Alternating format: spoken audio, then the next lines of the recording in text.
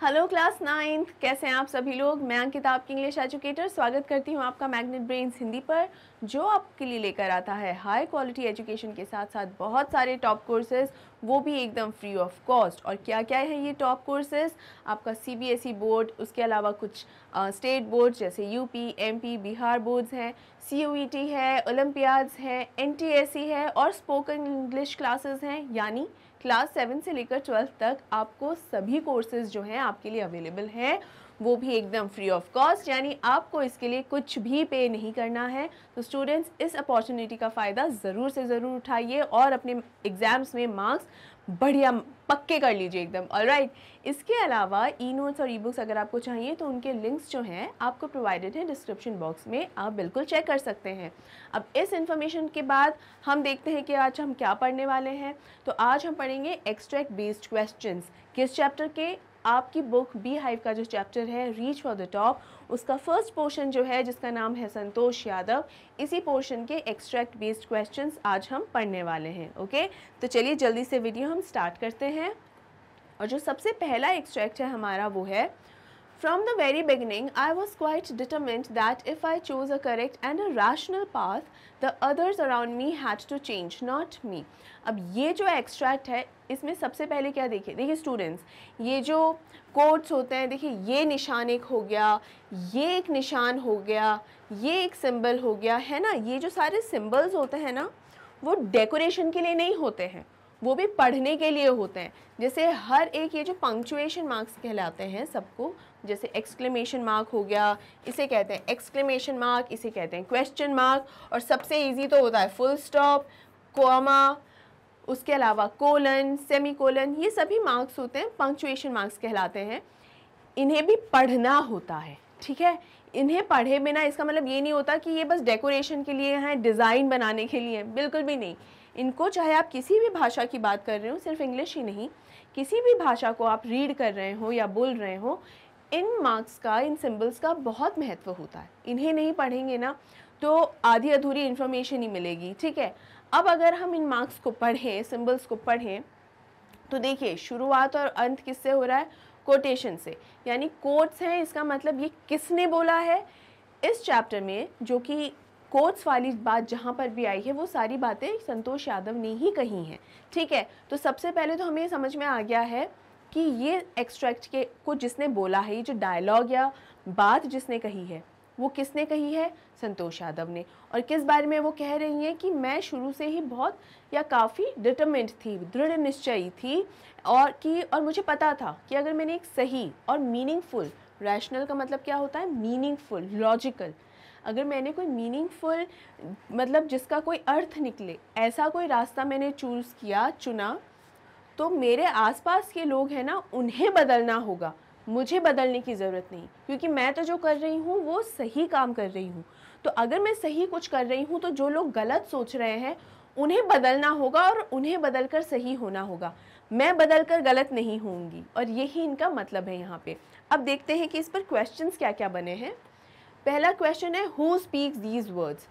तो कोट्स देखते हैं, हमें क्या पता चल गया था कि ये किसने बोले हैं? संतोष यादव ने कहे हैं ये शब्द। तो इसका आंसर है Santosh Yadav, the great mountaineer from Haryana speaks these words. अब ये जो आगे की जो इन्फॉर्मेशन है ना, ये भी अगर साथ लगा देंगे तो आपका ये जो आंसर है और भी ज़्यादा मीनिंगफुल और अप्रोप्रिएट हो जाएगा, राइट। तो ये छोटी छोटी सी चीज़ें हैं जो आप अपने एग्ज़ाम्स में ध्यान रखिए, और आपके जो फ्यूचर एग्ज़ाम्स हैं, यानी अब भविष्य में जो बोर्ड एग्ज़ाम्स भी आएंगे, उनकी भी तो जो तैयारी है वो आपकी बनती चली जाएगी, ठीक है। तो पहला आंसर तो बहुत ईजी था, आराम से हमें समझ में आ गया है। बढ़ते हैं हमारे अगले क्वेश्चन पे। What was the speaker's approach to making choices? यानी स्पीकर का क्या चॉइस बनाने, चॉइसेस या चुनाव करने को लेकर जो स्पीकर है उसका क्या अप्रोच है, किस तरीके का अप्रोच उनका हमेशा से रहा है। यानी उनका क्या सोच रही है कि मैं किस विचारधारा से इस चीज़ की ओर बढ़ूँ, ये जो मैं चुनाव कर रही हूँ तो किस हिसाब से मैं वो चुनाव करूँ। तो उनका अप्रोच हमेशा से क्या था? सही और रैशनल था। ये एज इट इज़ वर्ड्स हैं, आपके एक्सट्रैक्ट में दिए गए हैं, तो इसलिए हमने एज इट इज़ ही इसको यूज़ किया है। करेक्ट और रैशनल, उनको कैसे पता है कि वो करेक्ट है और सही रास्ता है? हम सबको पता ही है, हम सब जानते हैं इस बात को कि पढ़ाई लिखाई करना कभी भी गलत नहीं होता। हाँ, कौन कितना ज़्यादा पढ़ लेता है वो तो खैर समय समय की बात होती है, और फैमिली टू फैमिली भी डिपेंड करता है, और हम पर भी डिपेंड करता है कि हमें कितनी पढ़ाई करनी है या क्या पढ़ाई करनी है। यानी हम जिस तरीके से अपना करियर डिज़ाइन करते हैं या दिमाग में सोच के बैठते हैं, उस अकॉर्डिंग आपको पढ़ाई करनी होती है, राइट। तो यहाँ पे अब अगर मुझे डॉक्टर बनना है, ठीक है, तो उसके लिए मैं मैथ्स तो नहीं लूँगी ना, तो इस हिसाब से मैं आपको समझाना चाह रही हूँ। तो देखिए यहाँ पर बताया गया है कि वो एकदम करेक्ट यानी सही रास्ते का चुनाव करती हैं और रैशनल। पढ़ाई करना चाह रही थी, अपनी पढ़ाई पूरी करना चाह रही थी। 16 साल की एज में जब उनकी शादी करवाने का पेरेंट्स ने दबाव बनाने लगा, तो उन्हें पता था इस समय कि मुझे अभी शादी नहीं करनी, पहले मैं अपनी पढ़ाई लिखाई कंप्लीट करूँगी, उसके बाद ही शादी के बारे में सोचूंगी। तो ये मतलब सही रास्ता ही है। रैशनल मतलब लॉजिकल होना।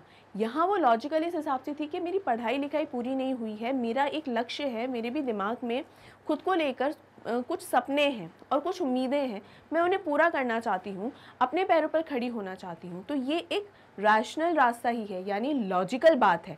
ऐसा नहीं कह रही कि नहीं मुझे नहीं करनी शादी, क्यों करनी है शादी, क्या ऐसे बिना ही सर पैर की बात नहीं करती हैं या बिना किसी आधार के ही अपनी बात कहने लग जाएं, ऐसा उनका अप्रोच बिल्कुल भी नहीं था। उनका अप्रोच हमेशा मीनिंगफुल था, करेक्ट था। आई होप स्टूडेंट्स ये अच्छे से समझ में आ गया होगा। बहुत ही ईजी एक्सप्लेनेशन है। बढ़ते हैं अपने अगले क्वेश्चन की ओर, जो कि है how was the speaker able to change those around her. Speaker कौन है? संतोष यादव। और संतोष यादव ने कैसे इतनी वो उनमें इतनी क्षमता कैसे हुई, या वो इतनी स्ट्रॉन्ग कैसे हैं कि अपने आसपास के लोगों को उनमें बदलने की कैसे क्षमता थी, मतलब किस प्रकार उनके आसपास के जो लोग हैं उन्हें वो बदल पाई, उनमें एक बदलाव लेकर आ पाई। देखिए वो बहुत डिटरमिन्ड थी, है ना, डिटरमिन्ड थी, रैशनल थी, तो इसी वजह से वो एक बड़ा बदलाव समाज में लेकर आई। Santosh Yadav was able to change those around her by making them yield to her firm decision. Firm का मतलब क्या होता है स्टूडेंट्स? फर्म का मतलब बेसिकली होता है एकदम कॉन्फिडेंटली आराम से अपनी बात कह देना, यानी बिल्कुल भी अग्रेसिव नहीं होना या गुस्से में आके लड़ाई झगड़ा करके नहीं, आराम से नपे तुले शब्दों में अपनी बात कह देना। और आपकी बात से कोई रिक्वेस्ट ना झलक रही हो, आपकी बात से जिस तरीके से आप बोल रहे हैं उस बात से एकदम कॉन्फिडेंस झलक रहा हो कि हाँ आप जो कह रहे हैं आप उसमें पूरी तरीके से विश्वास रखते हैं, मैं जो कह रही हूँ उसमें अगर पूरी तरीके से विश्वास रखती हूँ उसे, और आराम से वो बात कह रही हूँ, ऐसे चिल्ला कर या लड़ाई झगड़ा करके नहीं कह रही हूँ उस बात को। मुझे मेरी बात पे यकीन है, भरोसा है कि मैं जो कह रही हूँ जो कर रही हूँ बिल्कुल सही है, तो आराम से मैं अपनी बात किसी के सामने अगर रख दूँ तो उसे ही कहते हैं फर्म। तो उनके जो डिसीजंस थे वो एकदम फर्म थे, एकदम मतलब पूरा विश्वास से भरे हुए थे, भरोसे से भरे हुए थे कि हाँ मैंने जो फैसला लिया है वो सही है और मैं वैसे ही करूँगी। और उसके इन्हीं फैसलों की वजह से जो उसके इर्द गिर्द जितने भी लोग थे ना, वो उनकी और एकदम उनको मजबूर होना पड़ा ये मानने के लिए और ये स्वीकार करने के लिए कि ये जो कर रही है वो बिल्कुल ठीक है, वो गलत नहीं है। Which deviated from the traditional path, यानी जो हमेशा से ही चला आया है ना पुराना। देखिए यहाँ ये मतलब नहीं है कि जो पुराने समय में जो भी चीज़ें चली आ रही थी वो गलत है, बिल्कुल भी गलत नहीं कह रही हूँ। यहाँ अर्थ ये है कि समय के साथ बदलाव आते रहते हैं, तो वो बदलाव को समझना ज़रूरी है। अगर उन बदलावों में कहीं कोई गलती है या कमी है तो उसमें सुधार लेकर आओ, वहाँ कोई प्रॉब्लम नहीं है। लेकिन आप समय के अनुसार अगर बदलेंगे नहीं तो वो बहुत गलत होगा। जैसे समय के अनुसार आप देखिए गाड़ियाँ भी आती हैं, तो हम भी उस हिसाब से ही गाड़ियाँ खरीदते हैं। हम क्यों आज के दिन भी बैलगाड़ी पर क्यों नहीं चलते हैं? क्योंकि वो समय का एक बदलाव है, ठीक है। अब गाड़ियों में आना कितना सही है कितना नहीं है ये तो पूरा अलग ही एक डिस्कशन है, पूरी चर्चा ही अलग है। लेकिन यहाँ ये समझाने की कोशिश कर रही हूँ कि समय के साथ एक बदलाव जो आता है वो आना बहुत ज़रूरी है, और जो कि संतोष यादव के आसपास के लोगों में अभी तक नहीं आया था। अभी भी उनकी विचारधारा बहुत ही पुराने समय के अनुसार थी। तो यहाँ पर जब संतोष यादव का एक डिसीजन था, फर्म डिसीजन था, तो वो ट्रेडिशनल पाथ से हट गया और उनके जो विचारधाराएं थी जो कि बहुत ही ज़्यादा रैशनल थी और लॉजिकल थी। तो लॉजिकल और रैशनल थी, इसीलिए वो अपने मुकाम को पाने में एकदम सक्षम तो थी ही, और उन्होंने अचीव भी किया। वो शिखर पे पहुंची जो अचीव करना चाहती थी, जो पाना चाहती थी, वो उन्होंने अपनी स्ट्रगल से, अपनी मेहनत से पाया। और इसी वजह से उसके इर्द गिर्द जितने भी लोग थे वो भी उनके सामने झुकने को तैयार हो गए, और खुशी खुशी झुके, और खुशी खुशी ये स्वीकार किया कि हाँ, ये जो कर रही थी वो उचित था। आई होप स्टूडेंट्स ये एक्सप्लेनेशन समझ में आया होगा, और आप इसे अपनी लाइफ में भी किसी ना किसी तरह शामिल करेंगे। ओके, आगे बढ़ते हैं। क्वेश्चन नंबर 4 है, what light do these words throw on the speaker. यानी these words show that right from her childhood Santosh wished to change the system for the sake of the right cause rather than to submit to it। यानी जो बात संतोष यादव ने कही है, जो quotes में जो बात कही थी, रिमेंबर हमने जो एक्सट्रैक्ट पढ़ा था सबसे पहले, वो कोट्स में था। वो जो शब्द हैं, वो जो बात है संतोष यादव की, वो संतोष यादव के बारे में हमें क्या बताती है? वो बात सुनकर हमें क्या पता चलता है संतोष यादव किस किस्म की इंसान रही हैं, किस किस्म की वो हैं, या कैसी उनकी सोच है, कैसी उनकी विचारधारा है, बेसिकली ये पूछा जा रहा है। और उसका आंसर है, हमको ये पता चलता है कि बचपन से ही संतोष यादव जो है, वो जो सिस्टम है ना, शुरू से चली आई हुई पुरानी प्रथा, जिनका आज के समय में उतना रेलेवेंस नहीं है, वो उन प्रथाओं को आज के समय में चलाना उतना उचित नहीं है, तो वो ये उस प्रथाओं को उसको चेंज करना चाहती थी, for the sake of the right cause rather than to submit it. यानी for the sake of the right cause मतलब एक सही काम के लिए और सही कारण के चलते वो उन बदलाव को लाना चाहती थी। यानी जो भी वो चाहती हैं बेसिकली ये है कि जो पुराने से जो एक पुरानी सोच जो चली आई है, एक सही काम के लिए, एक बेहतर काम के लिए वो उसमें सुधार लाना चाहती थी। जो पुरानी विचारधारा है उनमें सुधार लाना चाहती थी, बदलाव लाना चाहती थी, बजाय इसके कि आंख मूंद कर उन बातों को स्वीकार कर ले। Submit to it, submit to it मतलब सबमिट का मतलब यहाँ पर ये है कि अपने आप को उनके अनुरूप न्यौछावर कर देना कि हाँ ठीक है, जो चला आया है मैं भी आंख मूंद कर उसी चीज़ को मान लूँगी। लेकिन हमारी संतोष यादव ऐसी बिल्कुल भी नहीं थी। जो हमेशा से चला आया है उसे मान लेना, उसे स्वीकार कर लेना उन्हें मंजूर ही नहीं था, और वो चाहती थी कि जो उचित है वही हो, और वो उसी चीज़ पर अड़िग रही, और इसीलिए उन्होंने एक अपना जो गोल था, लक्ष्य था, उसे अचीव किया, उसे पाया। आई होप स्टूडेंट्स ये भी आपको एकदम क्लियर है। अब हम बढ़ते हैं अपने अगले एक्सट्रैक्ट की ओर, जो कि है So she decided to fight the system in her own quiet way when the right moment arrived, and the right moment came when she turned 16। यानी फिर उन्होंने अपने ही तरीके से, भाई सिस्टम जो चला आ रहा था, जिस तरीके का समाज था वो तो था ही, उसका तो क्या ही इलाज हो सकता है, वो तो जो चला आ रहा था वो चला आ रहा था। लेकिन उससे लड़ने के लिए या फाइट करने के लिए संतोष यादव ने क्या किया, लड़ाई झगड़ा नहीं किया। उन्होंने क्या किया, अपने ही शांत तरीके से, यानी चुप्पी साध रखी थी उन्होंने, और उस तरीके से उन्होंने सही समय आने का इंतज़ार किया। और सही समय कब आया, जब वो 16 साल की हुई। अब यहाँ किसकी बात कर रहे हैं? सबसे पहला क्वेश्चन है, who is she in this extract and which system did she decide to fight. ये शी कौन है? यहाँ शी है, बहुत इजीली हमें पता है कि वो है संतोष यादव। किस सिस्टम से लड़ने की बात कर रही है? उसी सिस्टम से और उसी समाज से जो सदियों से ये चला आया है कि किसी को बाहर पढ़ने भेजने की क्या ज़रूरत है, लड़कियों की शादी जल्दी करा देनी चाहिए, पढ़ाई लिखाई की उन्हें क्या ज़रूरत है, इसी तरीके का समाज। तो here she is Santosh Yadav, the celebrated Indian mountaineer who scaled Mount Everest twice. She decided to fight the system of old and stifling traditions which obstructed the progress of a person। मतलब ये पुराने, और stifling का मतलब होता है बिल्कुल एकदम जो अपनी जगह से बिल्कुल भी डगमगाते नहीं है, एकदम इस तरीके के ट्रेडिशंस हैं जो एकदम पहाड़ की तरह खड़े हुए हैं। तो वो ट्रेडिशंस को हटाना बहुत ज़रूरी है, क्योंकि वो आज के समय में बिल्कुल भी उचित नहीं है। तो उन ट्रेडिशंस को ये हटाना चाहती थी, क्योंकि ये जो ट्रेडिशंस और ये जो शुरू से चली आई हुई गलत प्रथाएं जो हैं, वो किसी भी व्यक्ति की प्रोग्रेस को या उन्नति को ऑब्स्ट्रक्ट करती हैं। ऑब्स्ट्रक्ट मतलब रोकती हैं, एक किस्म की रुकावट के तौर पे काम करती हैं। अब स्टूडेंट्स, ट्रेडिशंस क्यों होते हैं, कस्टम्स क्यों होते हैं, समाज क्यों होता है? इंसान के लिए होता है ना, कि इंसान की बेहतरी के लिए उन कस्टम्स को बनाया जाए। लेकिन जब वही ट्रेडिशंस और वही कस्टम्स इंसान का बेहतर ना करके और उसका नुकसान करने पर आ जाएं, तो क्या उनमें बदलाव लाना उचित नहीं है, ज़रूरी नहीं है? बिल्कुल है। और उन्हीं बदलावों के लिए ज़रूरी है कि हम ये समझें कि समय समय पर और उचित समय आने पर उनमें बदलाव होने की बहुत ज़रूरत है। और वही बदलाव जो है संतोष यादव लेकर आई, अपने तरीके से, शांत तरीके से वो रही। उन्हें जो करना था उन्होंने आराम से वेल प्लानिंग के साथ वो किया और उसमें सक्सेसफुल भी रही। आई होप ये भी आपको अच्छे से समझ में आ गया होगा। अब बढ़ते हैं अपने अगले क्वेश्चन की ओर। How and why did she decide to fight the system? उन्होंने सिस्टम से लड़ाई करी कैसे?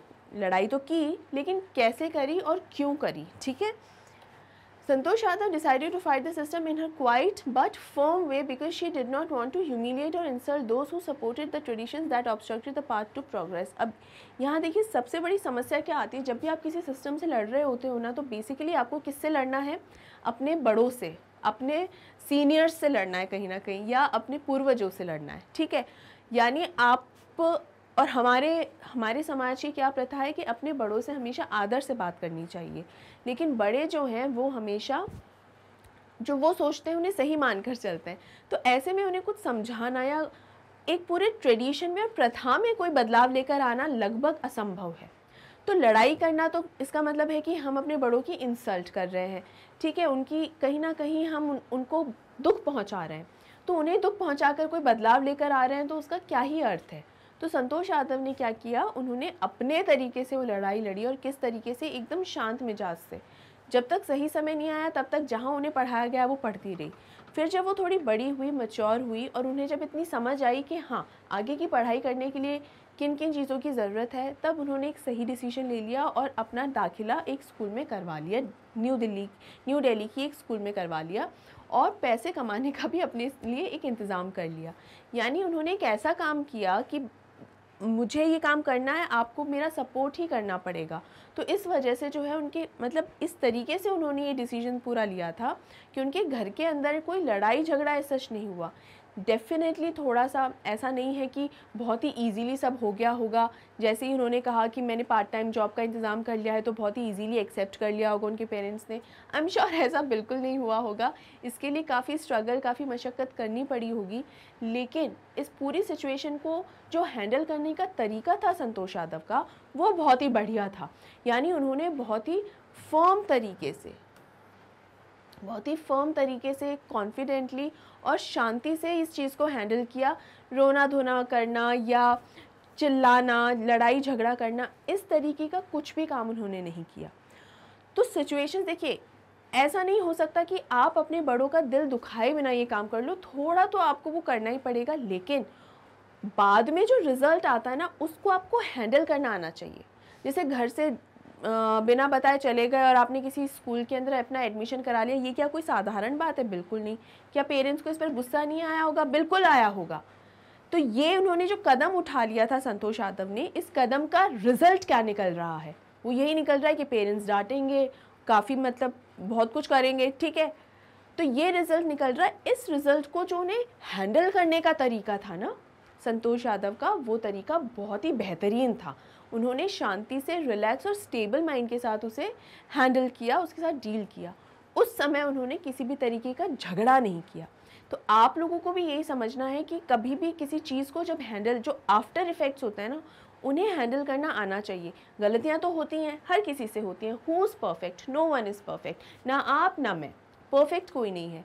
गलतियाँ होती हैं, लेकिन उन गलतियों से सबसे पहले तो एक तो सीखना चाहिए, दूसरा उन गलतियों को हैंडल करना आना चाहिए, ढंग से उनको संभालना आना चाहिए, ताकि सिचुएशन ख़राब ना हो।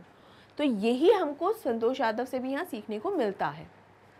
और वो किसी को भी ह्यूमिलिएट नहीं करना चाहती। ह्यूमिलिएट मतलब इंसल्ट ही होता है। किसी को भी इंसल्ट किए बिना, शर्मिंदा किए बिना उन्होंने इस चीज़ को अच्छे से हैंडल किया, ताकि जो समाज, जो प्रथाएं किसी व्यक्ति की प्रोग्रेस को रोक रही हैं, उन प्रथाओं में वो बदलाव ला सके। तो उनकी नियति, उनकी जो इंटेंशन थी, बहुत ही अच्छी थी। आगे बढ़ते हैं। What was the right moment? What did she do at this moment? यानी इसमें बताया गया है कि उन्होंने सही समय का इंतज़ार किया था अपना डिसीजन लेने के लिए, तो सही समय कौन सा था, राइट मोमेंट कौन सा था, और उन्होंने इस मोमेंट में फिर क्या किया। Well, right moment was when she turned 16, जब वो 16 साल की हुई थी, and was under pressure from her parents to get married like other girls in her village. 16 साल की उम्र आते आते उनके गांव में जो जितनी भी लड़कियां होती हैं उनकी शादी करवा दी जाती थी। यहाँ पर ये समय जब संतोष के जीवन में आया तो उन पर भी शादी का दबाव बढ़ने लगा कि अब तुम इतनी बड़ी हो चुकी हो, अब तुम्हारी शादी करवानी है। लेकिन संतोष यादव अपनी पढ़ाई कंप्लीट करना चाहती थी, तो यही वो मौका था, उन्हें समझ में आ गया था कि यही वो मौका है जब मुझे एक बड़ा और स्ट्रॉन्ग कदम उठाना पड़ेगा। Santosh Yadav did not wish to get married at such a young age, so she threatened her parents that she would never marry if she was denied proper education. अब यहाँ पर क्या किया, वो शादी करना नहीं चाहती थी इतनी जल्दी, इतनी कम उम्र में शादी नहीं करना चाहती थी, तो उन्होंने अपने पेरेंट्स को थ्रेटन किया। थ्रेटन का मतलब क्या होता है, धमकी दे देना, एकदम डरा देना। बेसिकली थ्रेटन का मतलब होता है धमकी देकर डराना, ठीक है। धमकी देकर डरा दिया अपने पेरेंट्स को कि अगर मेरी पढ़ाई आपने प्रॉपर तरीके से पूरी नहीं करवाई तो मैं कभी भी ज़िंदगी भर शादी नहीं करूँगी। तो आप सबसे पहले मुझे पूरी अच्छे से प्रॉपर एजुकेशन मेरी होने दो और उसके बाद ही मैं शादी करूँगी, वरना मैं आई विल नेवर मैरी, मैं कभी भी शादी नहीं करूँगी। तो ये उन्होंने जब जैसे ही मौका आया ना कि जब उन्हें ये स्ट्रांगली ये बात कहनी थी, उन्होंने एकदम बढ़िया तरीके से ये बात कह दी और न्यू दिल्ली में अपना एडमिशन ले लिया। नेक्स्ट क्वेश्चन है what did she do next. अब यहाँ तक तो हो गया, उसके बाद इसके आगे उन्होंने क्या किया। इसके बाद उन्होंने क्या किया, उन्होंने घर छोड़ के अपना दिल्ली में एक स्कूल के अंदर अपना एडमिशन करवा लिया था, यानी दिल्ली के अंदर एडमिशन ले लिया। ये अपनी पार्ट टाइम जॉब भी एक पक्की कर ली थी कि मैं, उसके लिए फ़ीस तो चाहिए ही ना, तो पार्ट टाइम जॉब भी एक पक्की कर ली थी कि मैं अच्छे से काम करूँगी और यहाँ पे अपनी जो एजुकेशन है वो कंप्लीट करूँगी।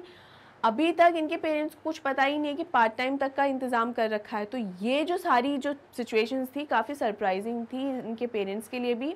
लेकिन जब उन्होंने भी देखा कि ये पूरी ठान चुकी है कि इसको अपनी एजुकेशन कंप्लीट करनी है, तो वो भी मान गए कि ठीक है, एजुकेशन अपनी कंप्लीट करो, राइट। अब बढ़ते हैं आगे। ये है अगला स्टैंजा, अगला extract. When her parents refused to pay for her education, she politely informed them of her plans to earn money by working part-time to pay her school fees. तो स्टूडेंट्स यहाँ पर यही बताया गया है, जब वो दिल्ली चली गई थी तो इनके पेरेंट्स ने, संतोष यादव के पेरेंट्स ने मना कर दिया था कि हम कुछ भी पे नहीं करने वाले हैं, हम तुम्हारी स्कूल फीस नहीं देंगे। और उनका ये कहना सिर्फ इसलिए था कि अगर तुम, मतलब उनका ये सोचना ऐसा था कि अगर हम फीस नहीं देंगे ना तो स्कूल वाले निकाल देंगे और ये थका के वापस घर आ जाएगी। लेकिन संतोष यादव ने अपने लिए पार्ट टाइम जॉब का इंतज़ाम कर रखा था और उन्होंने बहुत शांति से अपने पेरेंट्स को बता दिया कि आपको फ़िक्र करने की ज़रूरत नहीं है, आपको पे करने की ज़रूरत नहीं है, मैं खुद ही पे कर दूँगी क्योंकि मेरे पास अब एक पार्ट टाइम जॉब भी है। तो यहाँ पर पूरी ही जो सिचुएशन है संतोष यादव के पेरेंट्स के लिए एकदम ही उल्टी पड़ गई थी। अब देखते हैं इस पर क्वेश्चन क्या है। पहला क्वेश्चन है who does she refer to. अब यहाँ पर शी कौन है, यहाँ फिर से शी है Santosh Yadav, the famous mountain climber. Students हमेशा ये जो है ना फेमस माउंटेन क्लाइंबर या माउंट एवरेस्ट क्लाइंबर के इनके बारे में, या फेमस माउंटेनियर पर वो ज़रूर लिखना है आपको, है ना। ये कहीं ना कहीं ये एक उनकी उपाधि है एक तरीके से, ठीक है। आप पद्मश्री संतोष यादव भी लिख सकते हैं, तो ये इनके बारे में मेंशन करना ज़रूरी है। आगे नेक्स्ट क्वेश्चन है why did her parents refuse to pay for her education. Her parents refused to pay for her education because Santosh did not follow the family tradition of getting married early and got herself enrolled in a school in Delhi against their wishes. They thought that their refusal to pay for her education would bring their daughter back home. यानी ये वही बात है कि वो मान नहीं रही थी, जो ट्रेडिशन था कि अब शादी हो जानी चाहिए उसे तो वो मान नहीं रही थी, मना कर दिया था। तो इन्होंने सोचा कि अगर हम इन्हें पैसे नहीं देंगे और फीस नहीं पे करेंगे तो संतोष यादव जो है, उनकी जो बेटी है वापस घर आ जाएगी, पढ़ाई नहीं कंटिन्यू कर पाएगी वहाँ पे। तो यही सोच के इन्होंने फ़ीस देने से मना कर दिया था। But how did she react to her parents decision. लेकिन हुआ क्या, जब पेरेंट्स के डिसीजन सुना संतोष यादव ने तो क्या वो एकदम घबरा गई थी, क्या उन्हें डर लगा कि अरे मेरे पेरेंट्स मेरी फ़ीस नहीं देंगे। क्या उनके लिए सरप्राइजिंग था? बिल्कुल सरप्राइजिंग नहीं था, बल्कि वो इस चीज़ के लिए एकदम तैयार थी कि ज़रूर उनके पेरेंट्स इस तरीके का कोई दिमाग लगाएंगे कि कुछ करेंगे और फिर मुझे वापस बुलाने के लिए कोई ना कोई काम तो ज़रूर करेंगे। तो वो इसके लिए बिल्कुल तैयार थी और उन्होंने फुल प्रूफ प्लान बना रखा था किसका, पार्ट टाइम जॉब का। So what did she do? Santosh refused to give up her studies and told her parents that she would manage to pay her school expenses by working part time। देखिए school expenses का मतलब ये है कि सिर्फ fees नहीं, उसके अलावा भी बहुत खर्चे होते हैं, किताबें होती हैं, यूनिफॉर्म होती है, बहुत सारे खर्चा होता है। और यहाँ पर तो वहाँ जाकर रह भी रही हैं, यानी उन रहने का भी वो जो किराया लगता है वो भी लगेगा, चाहे हॉस्टल में क्यों ना रह रही हूँ, कहीं पर भी रह रही हूँ तो उसका किराया भी लगेगा। तो ये सारे जो खर्चे होते हैं ना, जो स्कूल के नाम पर अब आएंगे, वो सारा खर्चा वो कैसे उठाएंगी? पार्ट टाइम काम करके उठाएंगी। तो इसका मतलब उन्होंने सबका इंतज़ाम अच्छे से बढ़िया तरीके से कर रखा था। Why did she inform her parents politely? मतलब यहाँ पर देखिए पोलाइटली के ऊपर, ये देखिए मैंने कहा ना, इनको हर एक सिंबल को, मार्क को पढ़ना होता है। तो ये क्यों है? ये मार्क यहाँ इसलिए है क्योंकि ये पूछा गया है बेसिकली आपसे कि बहुत ही पोलाइटली या अच्छे या आरामदायक तरीके से क्यों बताया, इन्फॉर्म किया यहाँ पर संतोष ने। भाई वो चिल्ला भी सकती थी कि मुझे नहीं आना घर, मैं अपनी पढ़ाई पूरी करूँगी, मैं आपको मेरे पैसे की चिंता करने की कोई ज़रूरत नहीं है, मैं काम कर लूँगी, ऐसे गुस्से में भी वो बोल सकती थी। लेकिन उन्होंने ऐसा कोई तरीका नहीं अपनाया, कोई भी नेगेटिव तरीका नहीं अपनाया। स्टूडेंट्स ध्यान रखिए, मैं जिस तरीके से समझाने की कोशिश कर रही हूँ समझिए, कोई भी नेगेटिव तरीका या wrong way, wrong approach, incorrect approach का इस्तेमाल नहीं किया। उन्होंने बहुत ही हम्बल, पोलाइटली और नाइसर तरीके से अपने पेरेंट्स से बात की थी, यानी सलीके से ही बात की थी कि मम्मी पापा आप मत चिंता कीजिए, मैंने यहाँ पर नौकरी देख रखी है, मैं उससे जो भी कमाऊंगी उस हिसाब से अपने खर्चे उठा लूँगी, राइट। इस हिसाब से उन्होंने बात की। अब देखिए होता ये कि सामने वाला जब इतना गुस्सा होता है, ऐसा नहीं है कि जब जैसे उन्होंने बोला तो शांत हो गया होगा सामने वाले का गुस्सा, ऐसा नहीं हुआ होगा, लेकिन शांत होने की दिशा में बढ़ने ज़रूर लग जाता है। तो आप जितना हम्बल और रिलैक्स होकर ऐसे में बात कर सकते हैं कीजिए, ताकि सामने वाले की सोचने समझने की जो क्षमता है ना वो रहे, वरना गुस्से में आप ना सोचने समझने की क्षमता ही खो बैठते हैं। तो पेरेंट्स की वो क्षमता ना खो जाए, इसलिए ये पूरी तरीके से हम्बल रही। She talked to her parents politely but firmly because she loved them and did not intend to insult them. At the same time, she also knew that the path chosen by her was not irrational or incorrect. यानी वो बिल्कुल नहीं चाहती थी कि वो अपने parents को इंसल्ट करे, वो उनसे बदतमीज़ी से पेश नहीं आना चाहती थी, वो नहीं चाहती थी कि उन्होंने जो कदम उठाया है हालांकि सही है लेकिन इससे बुरा ज़रूर लगा है उनके पेरेंट्स को, तो वो उन्हें नहीं चाहती थी कि दुख पहुंचाए। इसलिए उन्हें बहुत आराम से, अच्छे से और प्यार से उन्हें कहा कि मैंने ऐसे ऐसे सोचा हुआ है तो आप चिंता मत करो, इस तरीके से उन्होंने समझाने की कोशिश की। दूसरा, उनको पूरी तरीके से ये यकीन था कि जो रास्ता उन्होंने अपनाया है, जो रास्ता उन्होंने इख्तियार किया है वो बिल्कुल भी गलत नहीं है, ना तो वो गलत है ना ही वो इरैशनल है, मतलब मीनिंगलेस नहीं है, मीनिंगफुल है, यानी रैशनल है, ठीक है। तो यही कारण है स्टूडेंट्स की जिसकी वजह से वो अच्छे से अपने पेरेंट्स को समझा पाई और उनके पेरेंट्स ने भी उनकी ये बात अच्छे से समझी। अब यहाँ आ गया है हमारा नया एक्सट्रैक्ट और अब हम इसके क्वेश्चन आंसर्स देखते हैं।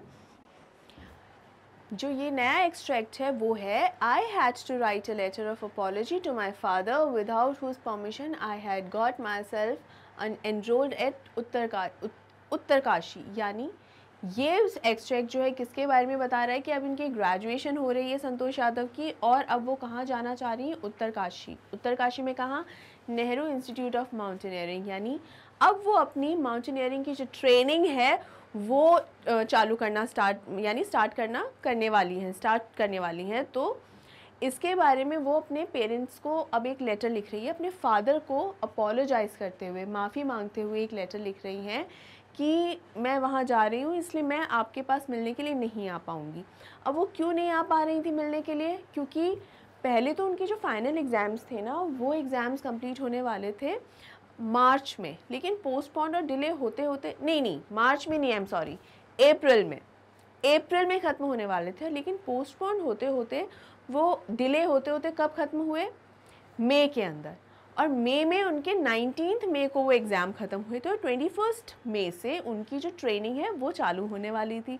तो उनके पास बीच में गैप ही नहीं रहा कि वो अपने घर जा सकें और फिर वहाँ से उत्तरकाशी जाएं, राइट। तो इसी कारणवश वो अपने घर नहीं जा सकी और सीधे ही कहाँ चली गई, उत्तरकाशी उस ट्रेनिंग इंस्टीट्यूट में। इसी वजह से वो यहाँ माफ़ी मांग रही हैं। अब देखते हैं कि ये एक्सट्रैक्ट जो कि बहुत छोटा है, लेकिन इसमें से कौन से क्वेश्चंस बन रहे हैं। पहला है who is the speaker here. तो स्पीकर कौन है? स्पीकर है Santosh Yadav. Why did she have to write a letter of apology to her father. क्यों उन्हें अपने पिता से एक माफ़ीनामा लिखना पड़ा। माफ़ीनामा बेसिकली क्षमा याचना कर रही है, माफ़ी मांग रही है अपने फादर से कि मेरे से गलती हो रही है, प्लीज़ सॉरी। और बेसिकली गलती नहीं हो रही है, मैं कुछ कर नहीं पा रही आपकी इच्छा अनुसार, उस वजह से आई एम रियली सॉरी पापा। So Santosh Yadav is the speaker here and she had to write a letter of apology to her father because she had got herself enrolled for a mountaineering course without seeking his permission। देखिए, बिना permission के काम करने की तो उनकी आदत है ही। तो यहाँ पर भी उन्होंने जो इस इंस्टीट्यूट में एडमिशन लिया था ना, एनरोलमेंट करवा लिया था, वो उन्होंने अपनी फैमिली से परमिशन मांगे बिना ही करवा लिया था। पैसे उनके पास कहाँ से आए? इस बार उन्होंने पार्ट टाइम जॉब नहीं की, इस बार उन्होंने पैसे इकट्ठे करे थे, बचाए थे, ठीक है। तो उन्होंने वो पैसे बचा के एडमिशन ले ली वहाँ पर। To top it, she did not have time to visit her parents as her course started immediately after her semester exam.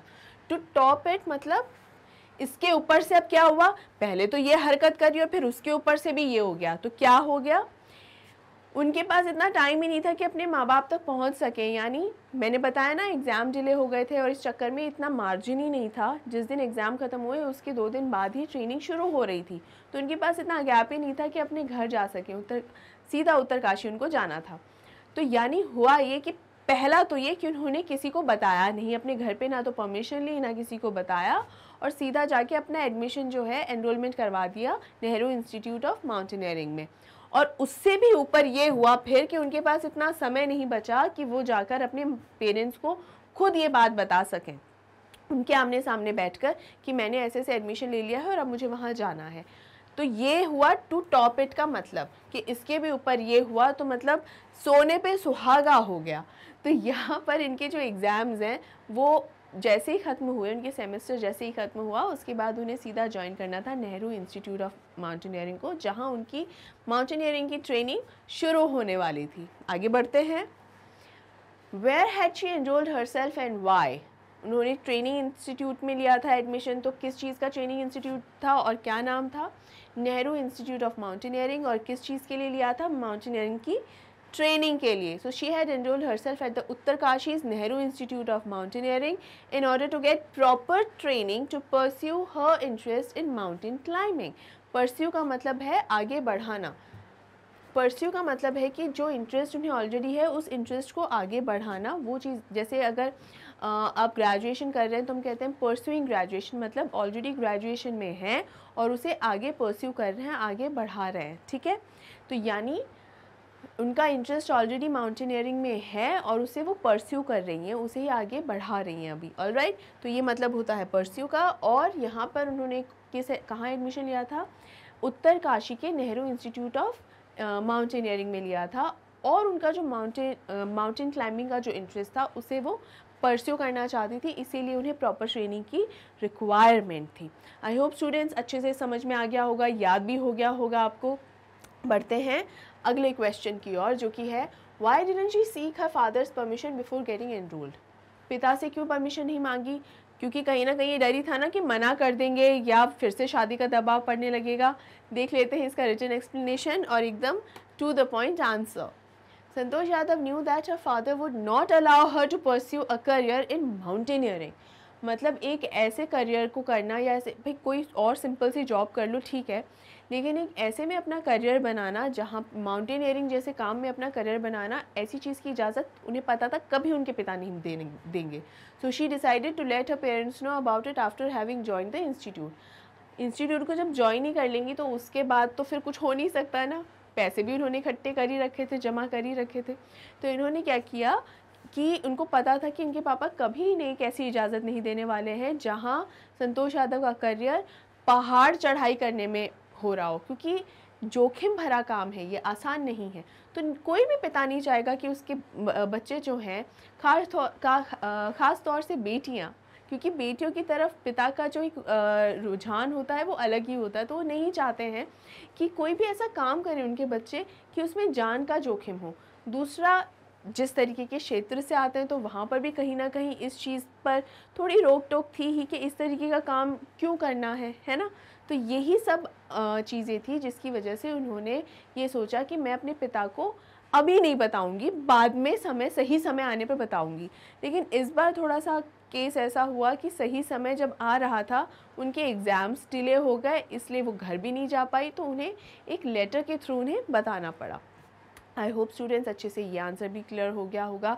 बहुत इजी आंसर्स हैं, एग्ज़ाम्स में आते हैं, तो इन्हें समझ लीजिए। और साथ ही साथ क्या होगा, ये एक समराइज्ड फॉर्मेशन भी होगी आपके चैप्टर की। नेक्स्ट क्वेश्चन है, what light does this extract reflect on the speakers character, यानी कौन है स्पीकर यहाँ पे? संतोष यादव। संतोष यादव के चरित्र के बारे में यहाँ पर हमें इस एक्सट्रैक्ट से क्या पता चलता है?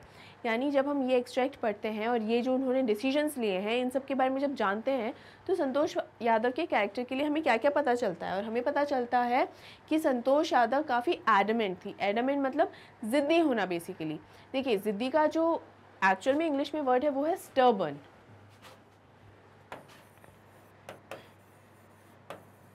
स्टर्बन, ठीक है। लेकिन यहाँ एडमेंट का मतलब है कि जो ठान लिया तो ठान लिया, मतलब अगर मैंने सोच लिया कि मैं इसी रास्ते पे चलूँगी तो बस अब मैं हिलने वाली नहीं, टस से मस भी नहीं होने वाली।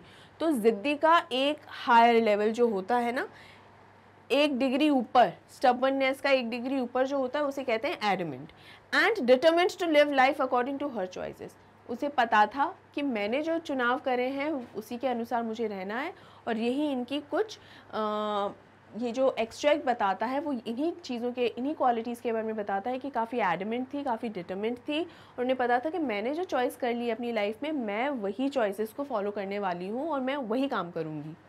She did not mean to insult her parents in any way, but at the same time did not wish to forgo her dreams and ambition.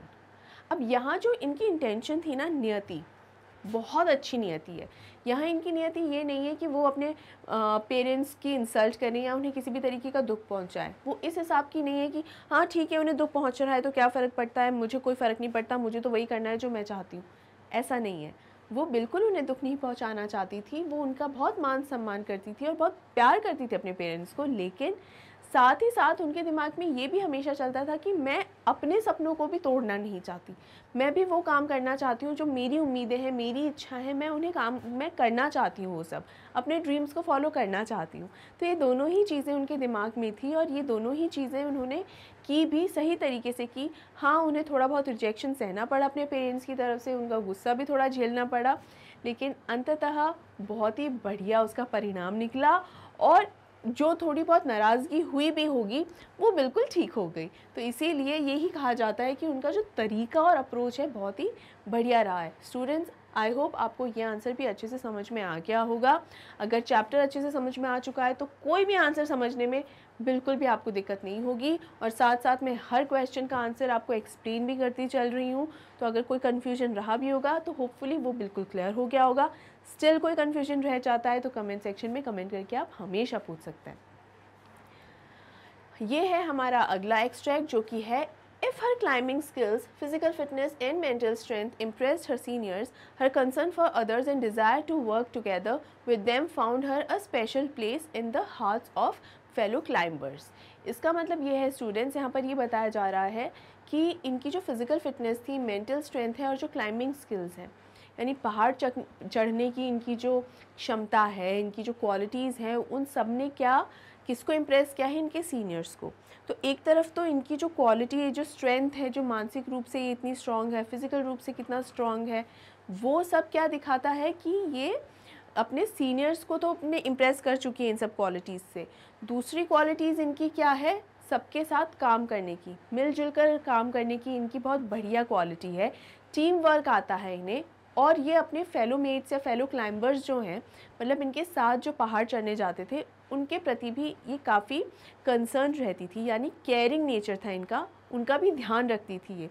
तो इन्हीं सब क्वालिटीज़ की वजह से ये अपने फेलो क्लाइंबर्स के भी दिल में जगह बना के रखती थी। इसका मतलब है कि इनके फेलो क्लाइंबर्स भी इन्हें बहुत पसंद किया करते थे, क्योंकि संतोष यादव का जो एटीट्यूड और जो रवैया है वही ऐसा है। देख लेते हैं इन पे क्वेश्चंस क्या क्या बनते हैं। पहला क्वेश्चन है whose qualities are being described है। देखिए जितने भी एक्सट्रैक्ट्स अभी तक आए हैं ना, हर एक्सट्रैक्ट का जो पहला क्वेश्चन है वो यही है कि एक्सट्रैक्ट किसके बारे में है, ये जो शी है वो कौन है, तो किसके बारे में बात हो रही है, और उसका आंसर देख लिए एक ही है, Santosh Yadav, the great Indian mountaineer are being described here, the qualities of. तो ये देखिए सिर्फ नाम नहीं लिखा है, हर बार मैंने आपके लिए क्या लेकर आया, हर बार मैंने बताया है कि वो कौन है, उनकी पहचान के साथ आपको नाम दिया है। तो आपको भी ये पहचान हर बार लिखनी है। और क्या पहचान है इनकी, ग्रेट इंडियन माउंटेनियर। ठीक है, इसके साथ 2-3 चीज़ें और भी अगर ऐड करना चाहें तो बिल्कुल ऐड कर सकते हैं। आप बता सकते हैं कि माउंट एवरेस्ट 2 बार क्लाइंब करा है, समथिंग लाइक दैट। ये सारी चीज़ें भी चाहें तो बिल्कुल बता सकते हैं, लेकिन ग्रेट इंडियन माउंटेनियर तो आपको ज़रूर से ज़रूर लिखना है। ठीक है, बढ़ते हैं अगले क्वेश्चन की ओर, जो कि है why were her seniors impressed with her, मतलब उनके सीनियर्स उनसे क्यों इम्प्रेस थे। वेल उनकी जो फिजिकल फिटनेस थी, मेंटल स्ट्रेंथ थी और क्लाइंबिंग स्किल्स जो थी उसकी वजह से वो बहुत इम्प्रेस थे। जो उनकी फिजिकल एंड्योरेंस थी, यानी जैसे कि मैंने आपको पहले भी बताया है कि जब हम पहाड़ चढ़ते हैं तो जैसे जैसे हायर एल्टीट्यूड पे जाते जाते हैं, चढ़ाई पर जाते जाते हैं, ऑक्सीजन लेवल कम हो जाता है, ठंड बहुत ज़्यादा, टेम्परेचर जो है बहुत कम हो जाता है, तो ठंड बढ़ने लग जाती है, तो ऐसे में सांस लेने में बहुत प्रॉब्लम होती है। लेकिन ये सब चीज़ें, ये सब सिचुएशंस में भी उनकी बॉडी झेल पाती थी वो सारी चीज़ें, इतना उन्होंने अपने आप को फिज़िकली फिट कर लिया था। तो बिना बीमार पड़े, बिना डगमगाए, बिना हेल्थ के साथ कॉम्प्रोमाइज़ करे वो ये सब चीज़ें झेल लेती थी। तो वो फिज़िकली भी स्ट्रांग थी, मेंटली भी स्ट्रांग थी, क्योंकि उन्होंने ठान रखना था मुझे ये काम करना है। तो उन्होंने अपने आप को इतना स्ट्रांग बना लिया था हर तरीके से, और उनकी क्लाइंबिंग स्किल्स भी बहुत बढ़िया हो गई थी।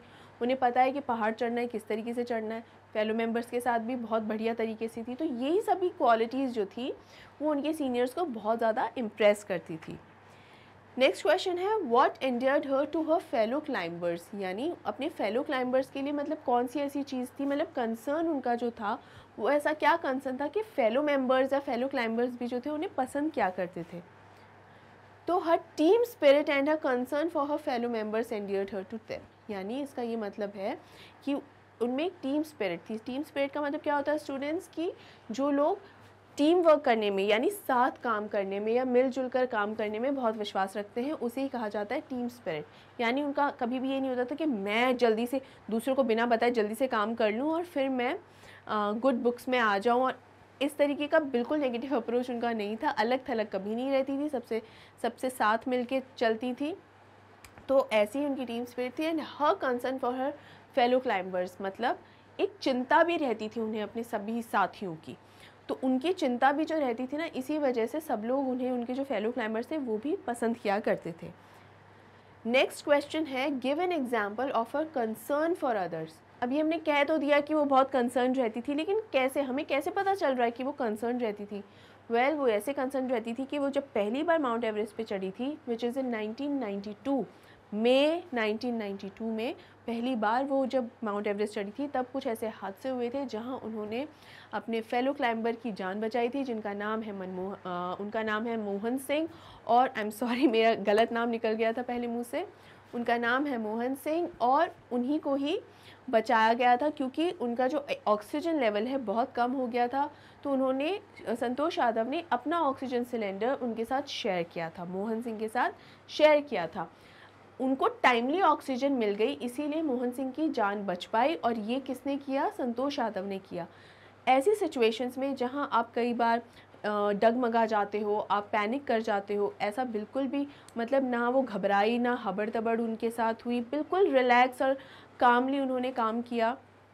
और ऐसी सिचुएशन जहां वो देख रही हैं कि सामने वाले की जान शायद जा सकती है, ऐसे में भी उन्होंने अपनी मेंटल स्टेबिलिटी का परिचय दिया था।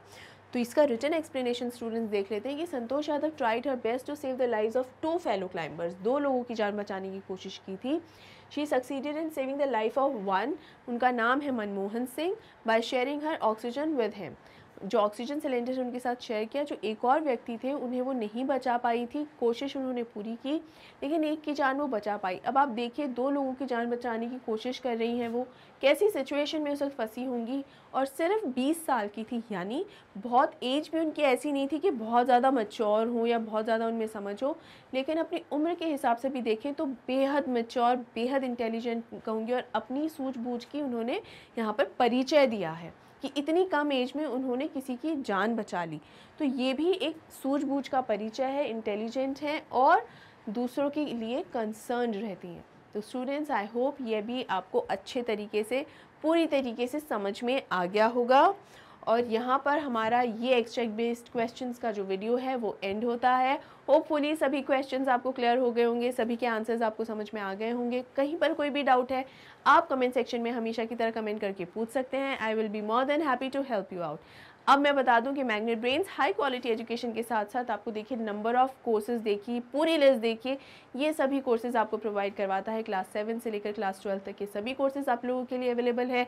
CBSE बोर्ड, स्टेट बोर्ड्स जैसे MP, UP, Bihar boards, CUET, NTSE, olympiad, spoken English classes, ये सब के सब आपके लिए अवेलेबल है फ्री ऑफ कॉस्ट, मतलब कुछ भी आपको पे नहीं करना है। तो स्टूडेंट्स, इस अपॉर्चुनिटी का एडवांटेज ज़रूर से ज़रूर उठाइए। इसके अलावा अगर आपको ई-नोट्स या ई-बुक्स चाहिए तो उनके लिंक्स आपको डिस्क्रिप्शन बॉक्स में दिए गए हैं, आप बिल्कुल वहाँ पर जाके चेक कर सकते हैं, पूरी इन्फॉर्मेशन आपको मिल जाएगी। और आप www.magnetbrains.com पर भी विजिट कर सकते हैं, जहां आपको सभी के सभी वीडियोस अवेलेबल हैं, वहां पर भी आपको सारे वीडियोस मिल जाएंगे। और आप हमें फॉलो कर सकते हैं इंस्टाग्राम, टेलीग्राम, फेसबुक और ट्विटर पे, जहां पे लेटेस्ट अपडेट्स हमेशा रहती हैं। और अगर अब आपने मैग्नेट ब्रेन्स हिंदी को सब्सक्राइब नहीं किया है तो अभी और इसी वक्त इसे सब्सक्राइब कर लीजिए। इस वीडियो को लाइक कीजिए, ज़्यादा से ज़्यादा शेयर कीजिए। कन्फ्यूजन होने पे, डाउट होने पे कमेंट सेक्शन में मुझसे पूछ लीजिए। स्टूडेंट्स, अपना ध्यान रखिए। Take care, see you soon and thank you so much.